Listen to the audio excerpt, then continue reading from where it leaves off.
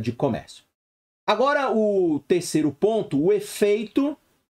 Então, veja, o efeito de bem-estar das alterações nos termos de comércio. Então, quais são os efeitos de bem-estar quando eu altero os termos de comércio? Então, vamos aí dar uma olhada nesse terceiro subtópico. Quando o preço de tecido dividido pelo preço do alimento aumenta, um país que inicialmente exporta tecido está em melhor situação. Lembrando aquilo que a gente já viu, ou seja, quando o preço relativo do tecido aumenta, você beneficia aquele país exportador de tecido, como ilustrado pelo movimento de D1 para D2 no painel A da figura 6.4. Então, se a gente voltar aqui, na figura... Opa, desculpa.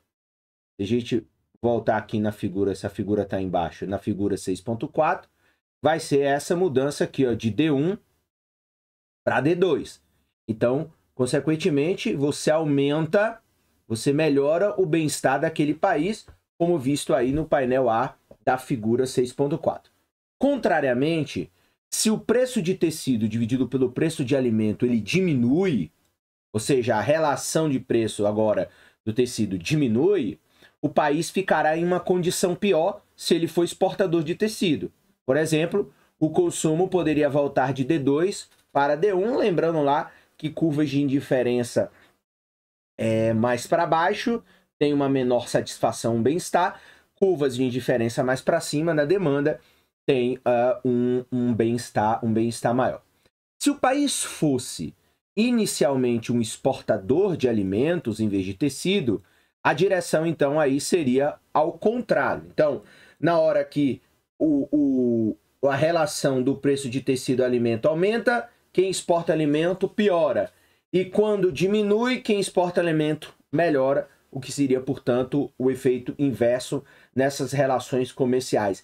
É claro que, mais uma vez, quando o preço relativo de um determinado produto aumenta e um país ele é um grande exportador desse produto, é claro que ele sai beneficiado nessa relação comercial.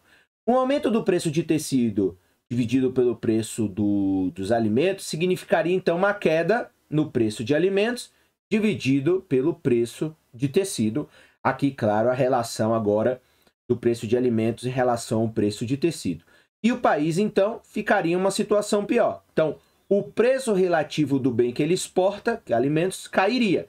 Então, mais uma vez, a depender de qual é a vantagem do país em termos de produção de um produto ou de outro, se o preço daquele produto aumenta, ele sai fortalecido. Se o preço daquele produto diminui, ele sai enfraquecido dessa relação comercial.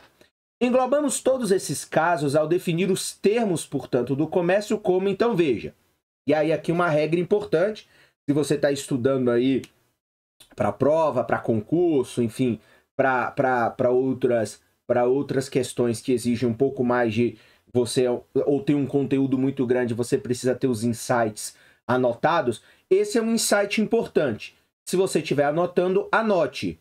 Faça essa anotação. Então, ó, o preço do bem que o país exporta inicialmente, dividido pelo preço do bem que o país importa inicialmente. Então, isso aí é a definição dos termos do comércio. Então, o preço do bem que o país exporta inicialmente, dividido pelo preço do bem que o país importa inicialmente.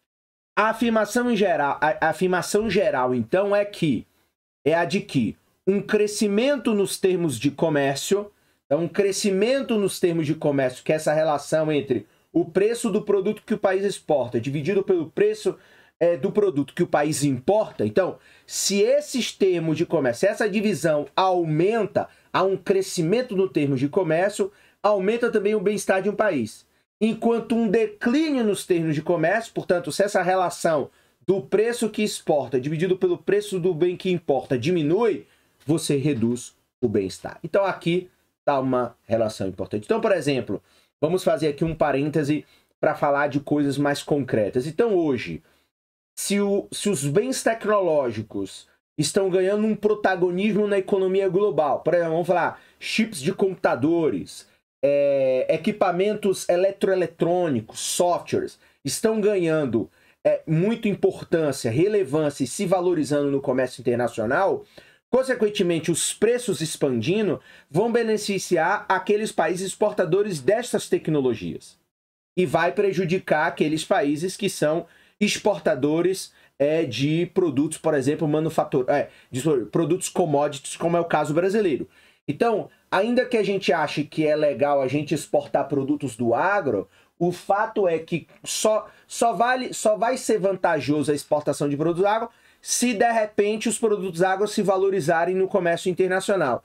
Se eles não se valorizarem, ou se eles não forem um grande produto do momento na economia global, no desenvolvimento econômico global, você vai ter dificuldades. Então, por exemplo, esses termos do comércio, eles podem ser hoje muito bem aplicados, sobretudo aos países que estão exportando grandes tecnologias. Por quê? Porque hoje são os produtos mais desejados para o desenvolvimento econômico. Note, entretanto, que mudanças nos termos do comércio, então, de um país nunca diminui o bem-estar abaixo do seu nível de bem-estar em caso de ausência de comércio. E aí aqui é um outro detalhe, ou seja, ainda que em determinado momento, por exemplo, como o caso aí do Brasil, os produtos eletroeletrônicos e manufaturados de alta tecnologia, alta complexidade se valorizam. Isso beneficia muitos países asiáticos, vamos, por exemplo, citar aqui Coreia do Sul ou Taiwan.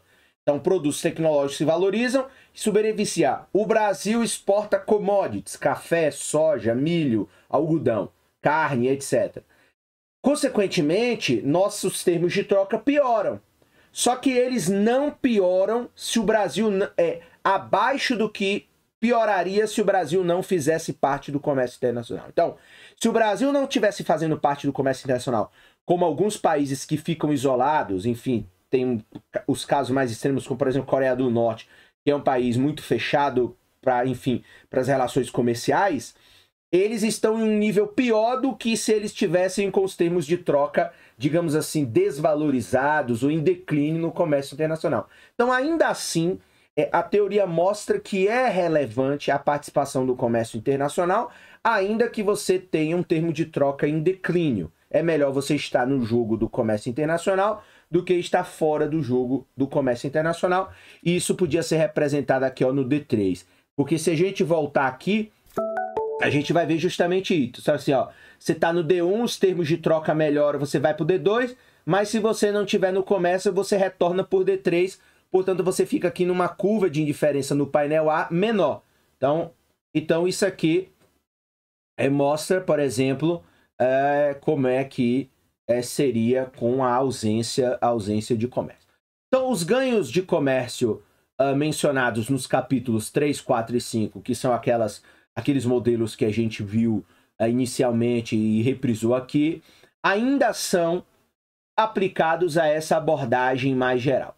As mesmas referências anteriores discutidas também são aplicadas. Então, ganhos agregados raramente são distribuídos de modo uniforme, o que leva tanto a ganhos como perdas para os consumidores individuais. Então, claro que nessas relações comerciais, você sempre vai ter a presença de ganhadores e de perdedores em qualquer relação, até mesmo em países ricos. Então, por exemplo, quando a gente pensa em países ricos, por exemplo, eu estudo mais a Europa, se você pensar na Europa, o comércio internacional, ele, por exemplo, com a China, prejudica brutalmente determinados tipos de segmentos produtivos da Europa, mas beneficia outros. E aí, o jogo, ele tá nesse ritmo.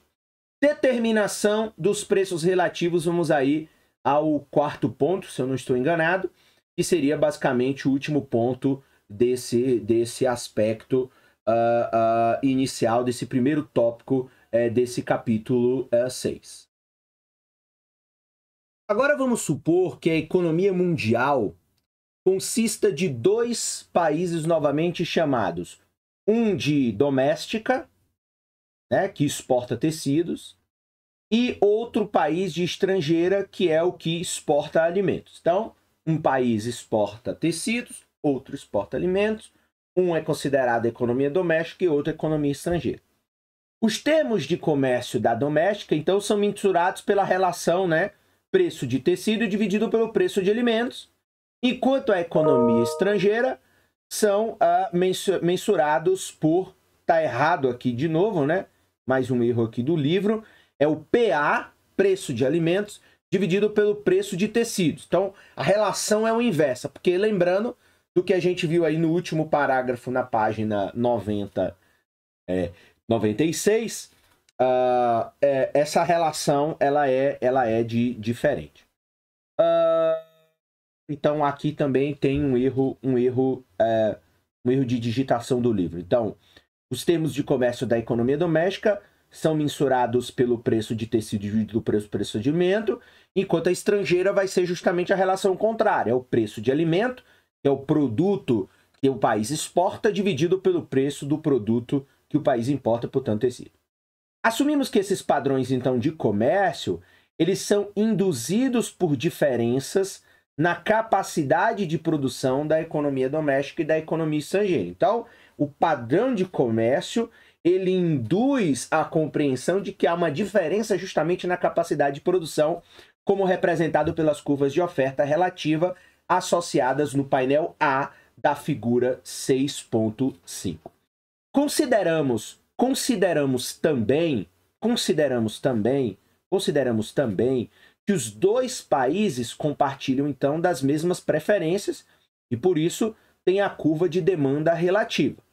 Em qualquer preço relativo dado, preço de tecido dividido pelo preço de alimentos, a economia doméstica, claro, vai produzir, respectivamente, quantidade de alimentos e tecidos em quantidade de tecidos e quantidade de alimentos, enquanto a economia estrangeira vai produzir quantidade de tecido asterisco e quantidade de alimento asterisco, onde, portanto, quantidade de tecido dividido por quantidade de alimento é maior que quantidade de tecido dividido pela quantidade de alimento, porque aqui você quer dizer que a economia doméstica, claro, vai produzir mais tecido do que alimento, porque como ela é exportadora de tecido, ela exporta tecido e importa alimento. Então, a relação de quantidade de tecido que ela produz é maior que a relação de quantidade de tecido que a economia estrangeira produz. Então, claro que essa é uma relação até bem simples a sua compreensão.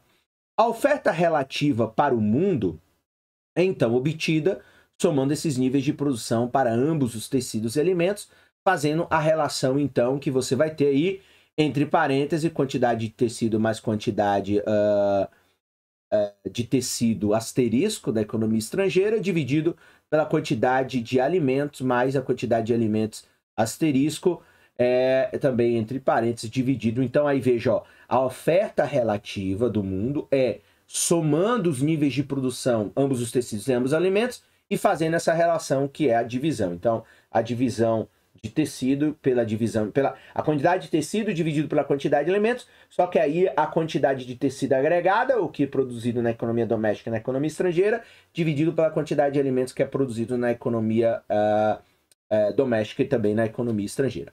Por construção, essa curva de oferta relativa para o mundo deve situar-se, portanto, entre as curvas de oferta relativa para ambos os países.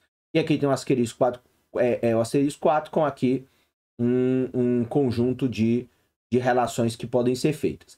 A demanda relativa para o mundo também agrega a demanda para tecido e alimento pelos dois países. E aí, então, aqui você agora vai ter a demanda relativa do mundo. Você teve ali a oferta, né, a quantidade, agora aqui você tem a curva de demanda. Então, no mesmo sentido, a demanda de tecido da economia doméstica mais a demanda de tecido da economia estrangeira dividido pela demanda de alimentos da economia doméstica mais a demanda de alimentos da economia estrangeira. Já que não existem diferenças, então, nas preferências dos dois países, a curva de demanda relativa para o mundo sobrepõe-se à mesma curva de demanda relativa para cada país. Claro, você aí, a demanda relativa do mundo, você tem uma relação agregada, ok? O preço relativo de equilíbrio para o mundo, quando a economia doméstica e estrangeira negocia, é então dado pela intersecção da oferta relativa mundial e a demanda no ponto 1. Então, o preço relativo determina quantas unidades de tecido de exportação da economia doméstica são trocadas, claro, pelas de alimento de exportação da economia estrangeira. Então, o preço relativo vai determinar a quantidade de troca, né? quantas unidades de tecido vão de uma economia para outra e quanto de alimento vem dessa economia. No preço relativo, então, de equilíbrio, as exportações de tecido, desejadas pela economia doméstica vai se dar a quantidade de tecido menos a demanda de tecido. Então, subindo aqui, voltando, o que acontece? Então, ó, as exportações vai ser, portanto, aquela diferença entre o quanto a economia doméstica produz de tecido menos aquilo que ela consome de tecido. O excedente é o que ela exporta. Iguala-se, portanto, às exportações de tecidos desejadas pela economia estrangeira. Então, como a economia estrangeira não é uma grande produtora de tecido, mas ela também demanda, ela vai fazer o contrário. A demanda de tecido que ela tem menos a quantidade. Então, ela vai dar um déficit de tecido. Ela vai dar uma escassez de tecido. Portanto, ela vai abastecer, vai recorrer à oferta da economia doméstica para, portanto, abastecer o seu mercado de tecido. E o mercado de alimentos também está em equilíbrio, de modo que as importações de alimentos desejadas pela economia doméstica, aí também é a mesma coisa. Aí aqui é o inverso, porque como a economia doméstica é importadora, a demanda dela é maior do que o que ela produz de alimento, iguala-se com as exportações de alimentos desejados pela economia estrangeira. E, claro, a quantidade de alimentos que a economia estrangeira produz, porque ela é grande produtora de alimentos, menos aquilo que ela demanda, portanto, bem menos, e aí o excesso é para, portanto, cobrir a falta ou a escassez de alimentos da economia doméstica. E aí veja que essa relação ela não é uma relação tão complexa, ou seja, um país vai, digamos assim, equilibrando a oferta e a demanda global para que eles encontrem, portanto, um determinado equilíbrio para cada produto. As fronteiras de possibilidade de produção para a economia doméstica e a economia estrangeira, junto com as restrições de orçamento e associadas, então, com as escolhas de produção e consumo no preço relativo de equilíbrio, aí você vai ter preço de tecido dividido pelo preço de alimento, são ilustradas, então, no painel B. Agora que sabemos como é a oferta relativa, a demanda relativa, os termos de comércio e o bem-estar são determinados no modelo padrão, nós agora podemos utilizá-los para entender uma série de questões de economia internacional. Então, nessa primeira sessão, a gente viu aí o fato de como funciona, então, a oferta relativa, a demanda relativa, os termos de comércio e o bem-estar. Então, esses 4 elementos, eles são determinados pelo chamado modelo padrão de comércio. E aí agora a gente vai usar essa teoria para, digamos assim, dar um subsídio à compreensão dos fenômenos concretos que a gente consegue enxergar. Pelo que eu estou vendo aqui, deixa eu só voltar aqui, que eu acho que também aqui tem um probleminha no texto. Esse subtópico que a gente viu, determinação dos preços relativos, se refere-se aqui à figura 5, mas não foi citado, né? A figura 5. Mas vamos ver aqui a figura 6.5. Então essa figura vai dar o visual do que a gente viu agora nesse último tópico, em que a gente vai compreender a questão das relações da economia doméstica com a economia estrangeira, os preços relativos das duas, como as duas lidam com a oferta global e como é que elas vão buscar no mercado internacional, no comércio, portanto, o equilíbrio dos seus mercados, para que justamente você tenha o aumento do bem-estar. Então, figura 6.5, preço relativo de equilíbrio com comércio e fluxos associados ao comércio. Então, vamos ver aí o que a gente viu aí nos últimos parágrafos, só que agora do ponto de vista gráfico. O painel A mostra, então, que a oferta relativa de tecido na economia doméstica, RS, em estrangeira, RS asterisco, então, o tal do Relative Supply, né, o RS, e para o mundo. Então, vamos ver aqui, ó. Então, painel A, a oferta relativa e a demanda. Então, a curva vermelha são as ofertas. Então, você tem a oferta relativa de tecido na economia doméstica, essa aqui de baixo, a RS. Você tem a RS asterisco e você tem a RS do mundo. Então, digamos assim, a questão da oferta relativa de tecido somado todos os países que produzem o tecido. Doméstica e estrangeira tem a mesma demanda relativa. E aqui na azul nós temos a demanda a demanda relativa, que é também a demanda relativa do mundo. E aí, então aqui acaba que você só vai ter uma curva de demanda. O preço relativo de equilíbrio, PTPA1, é determinado então pela interseção da oferta relativa do mundo e das curvas de demanda. Então, neste ponto aqui está o ponto de equilíbrio, que é o cruzamento entre a curva de demanda relativa e a curva de oferta relativa do mundo. Já no painel B, mostra o equilíbrio associado dos fluxos de comércio entre a economia doméstica e a economia estrangeira. Então, no preço de equilíbrio PTPA1, as exportações de tecido da economia doméstica vão se igualar às importações de tecido da economia estrangeira e as importações de alimento da economia doméstica vão se igualar às exportações de alimento da economia estrangeira. Então, isso aqui é óbvio. Então, a exportação de tecido da economia doméstica vai ser igual à importação de tecido da economia estrangeira, porque como você só tem uma economia para se relacionar, tudo que eu exporto vai ser importado pela outra economia. Isso vale para tecido e isso vale para o mercado de alimentos. Então, se a gente baixar aqui agora, veja que aqui é uma combinação. Então, B, produção, comércio e comércio. Aqui a curva da economia doméstica, aqui a curva da economia estrangeira. Então, a curva de demanda, então veja, ó, quantidade de alimentos e quantidade de tecido. Então, você tem a combinação entre a produção de tecido e a produção de alimentos. Então, quando você olha aqui, ó, vamos aqui por partes, então. Ó. Importações de alimentos pela economia doméstica. Então, a economia doméstica demanda isso de alimentos, mas lembre que a economia doméstica não produz tanto alimento. Então, a quantidade ofertada de alimentos dela é aqui, ó. Tá aqui. Então, esse gap, essa diferença entre a quantidade de alimentos que ela produz, digamos aqui, 100, e a quantidade que ela demanda, 200, é o que ela importa do outro país. E aí, no outro gráfico, aqui tá, ó, a exportação de alimentos da economia estrangeira. Então, essa diferença, que é a quantidade ofertada e a demanda, portanto, aqui é o inverso.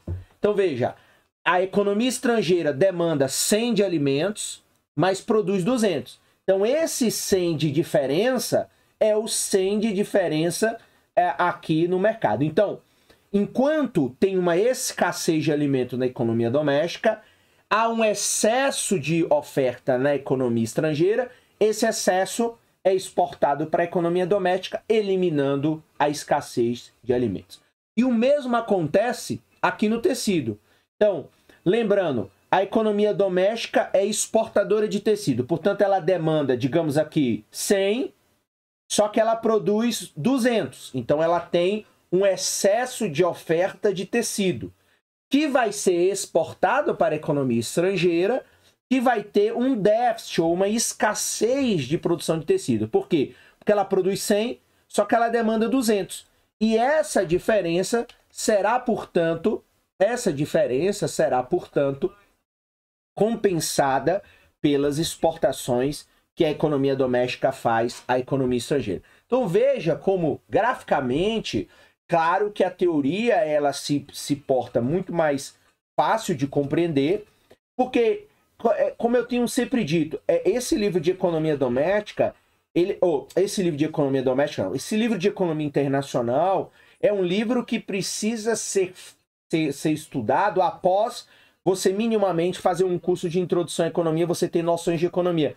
Esses gráficos estão sempre presentes nos manuais e são eles que visualmente nos dão uma compreensão melhor do funcionamento da teoria a partir de gráficos, claro, simplificados, mas gráficos que vão lhe ajudar a compreender visualmente